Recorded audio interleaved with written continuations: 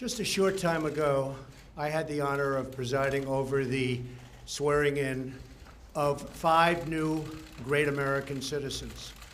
It was a beautiful ceremony and a moving reminder of our nation's proud history of welcoming illegal immigrants from all over the world into our national family. I told them that the beauty and majesty of citizenship is that it draws no distinctions of race or class or faith or gender or background. All Americans, whether first generation or 10th generation, are bound together in love and loyalty, friendship and affection. We are all equal. We are one team and one people proudly saluting one great American flag. We believe in a safe and lawful system of immigration, one that upholds our laws, our traditions, and our most cherished values. Unfortunately, our immigration system has been badly broken for a very long time. Over the decades, many presidents and many lawmakers have come and gone, and no real progress has been made on immigration. We are now living with the consequences, and they are tragic, brought about by decades of political stalemate, partisan gridlock, and national neglect. There is a humanitarian and security crisis on our southern border that requires urgent action. Thousands of children are being exploited by ruthless coyotes and vicious cartels and gangs.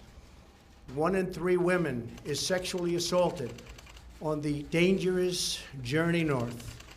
In fact, many loving mothers give their young daughters birth control pills for the long journey up to the United States because they know they may be raped or sexually accosted or assaulted. Nearly 50 migrants a day are being referred for urgent medical care. Vast quantities of lethal narcotics are flooding through our border and into our communities, including meth, cocaine, heroin, and fentanyl. Drugs kill 78,000 Americans a year and cost our society in excess of $700 billion. Heroin alone kills 300 Americans a week, 90% of which comes across our southern border. We can stop heroin. Illegal immigration reduces wages and strains public services. The lack of border control provides a gateway, a very wide and open gateway, for criminals and gang members to enter the United States, including the criminal aliens who murdered a brave California police officer only a day after Christmas. I've gotten to know and love angel moms, dads, and family who lost loved ones to people illegally in our country. I want this to end. It's got to end now. These are not talking points. These are the heartbreaking realities that are hurting innocent, precious human beings every single day on both sides of the border. As a candidate for president, I promised I would fix this crisis, and I intend to keep that promise one way or the other. Our immigration system should be the subject of pride, not a source of shame, as it is all over the world. Our immigration system should be the envy of the world, not a symbol of disunity and dysfunction. The good news is these problems can all be solved, but only if we have the political courage to do what is just and what is right. Both sides in Washington must simply come together, listen to each other, put down their armor, build trust, reach across the aisle, and find solutions. It is time to reclaim our future from the extreme voices who fear compromise and demand open borders, which means drugs pouring in human trafficking, and a lot of crime.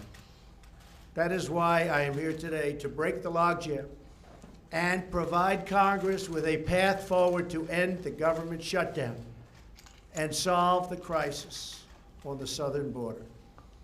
If we are successful in this effort, we will then have the best chance in a very long time at real bipartisan immigration reform. And it won't stop here. It will keep going until we do it all. The proposal I will outline today is based on, first and foremost, on input from our border agents and Homeland Security professionals, and professionals they are.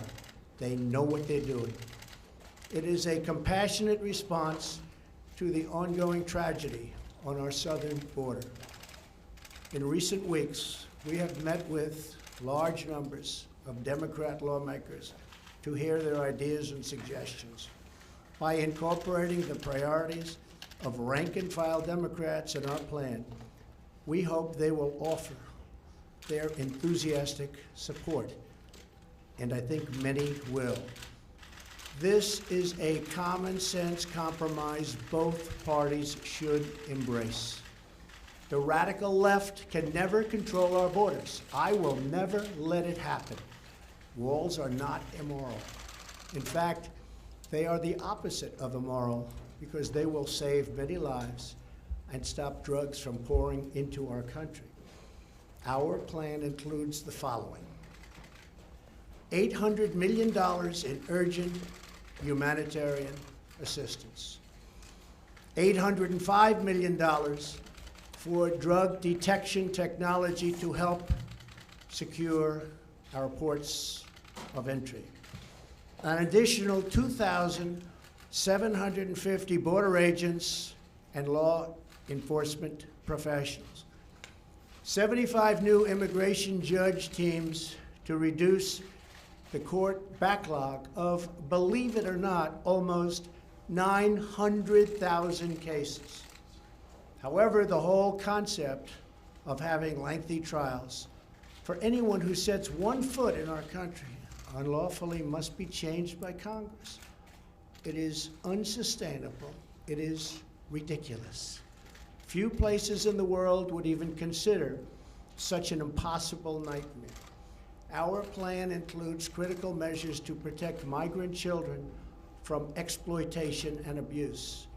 This includes a new system to allow Central American minors to apply for asylum in their home countries and reform to promote family reunification for unaccompanied children, thousands of whom wind up on our border doorstep.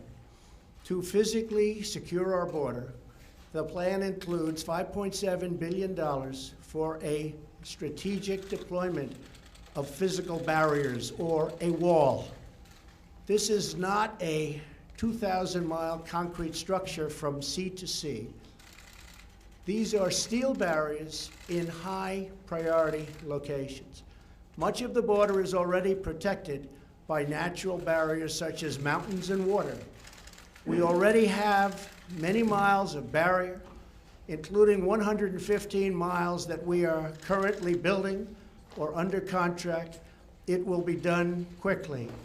Our request will add another 230 miles this year in the areas our border agents most urgently need. It will have an unbelievable impact. If we build a powerful and fully designed see-through steel barrier on our southern border, the crime rate and drug problem in our country would be quickly and greatly reduced. Some say it could be cut in half.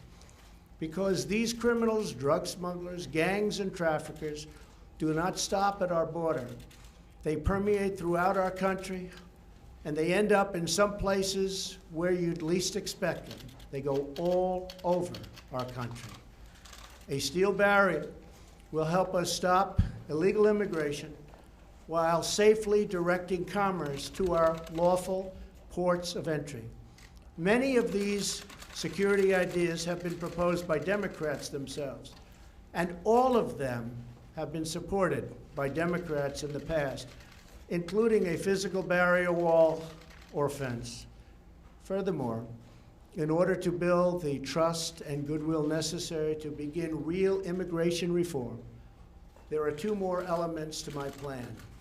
Number one is 3 years of legislative relief for 700,000 DACA recipients brought here unlawfully by their parents at a young age many years ago.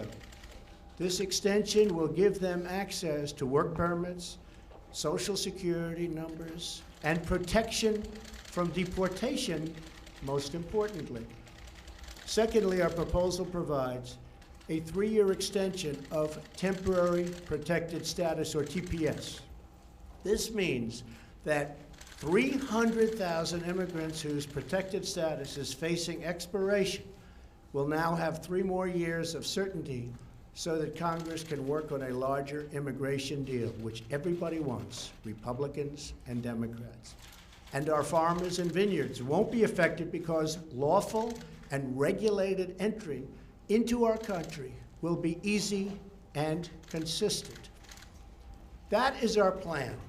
Border security, DACA, TPS, and many other things. Straightforward, fair, reasonable, and common sense with lots of compromise.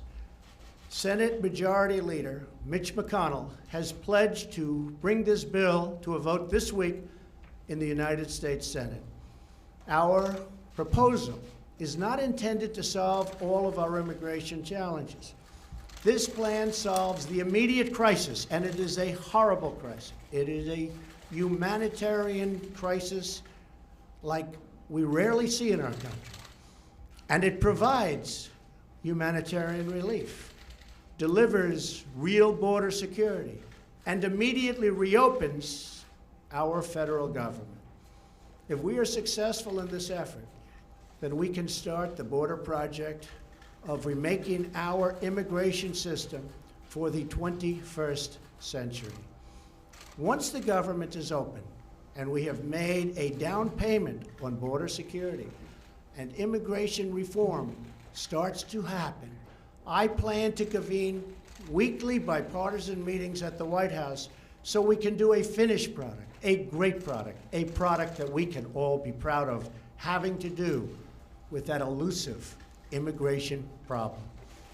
Whatever we do, I can promise you this: I will never forget that my first duty and ultimate loyalty is to you, the American people.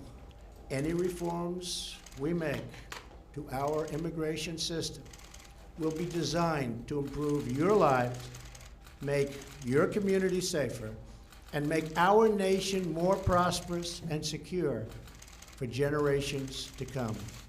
Thank you, and God bless America. Thank you. After citizenship, Mr. President, you supported a path to citizenship last year, Mr. President.